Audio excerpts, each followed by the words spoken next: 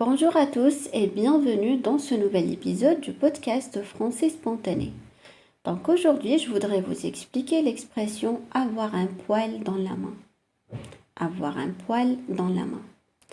Donc comme d'habitude, je vais vous expliquer l'expression. Ensuite, je vais essayer de vous donner quelques exemples afin que vous entendiez cette expression dans différents contextes. Mais avant de passer au contenu, je t'informe du fait que tu peux télécharger la fiche PDF gratuite qui est dans la description de cette vidéo. Et passons sans attendre à l'explication des mots qui composent cette expression.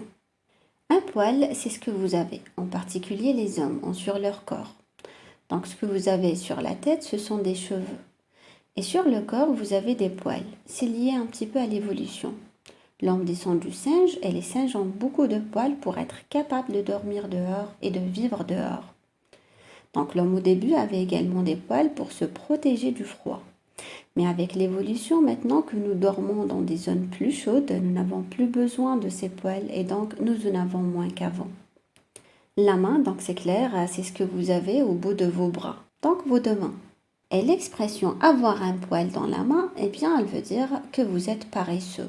Vous êtes feignant. Vous n'aimez pas le travail. Donc vous pouvez comprendre le sens figuré parce que bien sûr au propre, on n'a pas un poil dans la main. L'origine de cette expression remonte à l'idée qu'une personne si paresseuse qu'elle a un seul poil à la place de la main ne peut pas effectuer de travail, car un seul poil ne peut pas saisir ou accomplir quoi que ce soit de manière efficace. Donc dire de quelqu'un qu'il a un poil dans la main est une manière familière de critiquer sa paresse ou son manque de motivation à travailler. C'est une expression souvent utilisée de manière humoristique pour taquiner quelqu'un qui semble réticent à faire des efforts. Par exemple, vous pouvez entendre un professeur ou une maîtresse qui dit « Est-ce que tu as fait tes devoirs ?»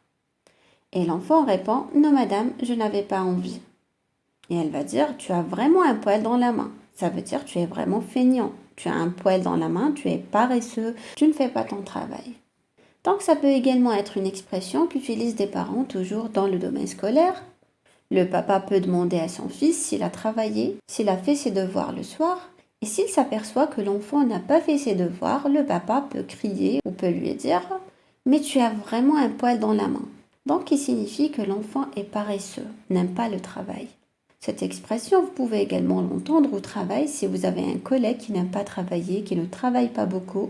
Eh bien, quand vous discutez de lui, quand vous parlez de cette personne, vous pouvez dire « Oh oui, mais elle a un poil dans la main. Elle ne travaille pas beaucoup, elle n'aime pas le travail. » Donc, je pense que vous comprenez un petit peu le sens de cette expression. Vous regardez votre main et vous imaginez que vous avez un long poil dedans. Eh bien, ce poil vous empêche de travailler avec vos mains. Et donc, dans le langage courant, on l'utilise pour toutes sortes de choses, même pour les choses qui ne sont pas liées au travail manuel. Par exemple, si une maman demande à son fils de l'aider pour la vaisselle ou pour faire à manger et que l'enfant ne veut pas, elle peut dire « Tu as un poil dans la main.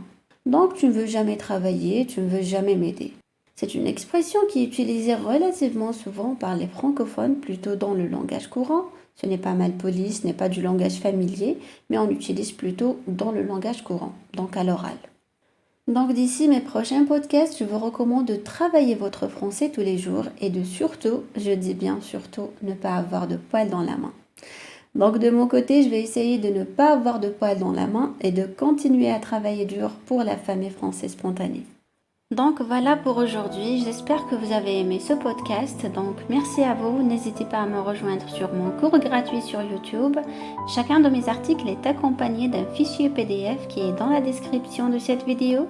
Si tu as aimé, mets un petit j'aime, un petit pouce en l'air, ça fait toujours plaisir et ça nous aide à choisir les sujets qu'on aborde sur la chaîne.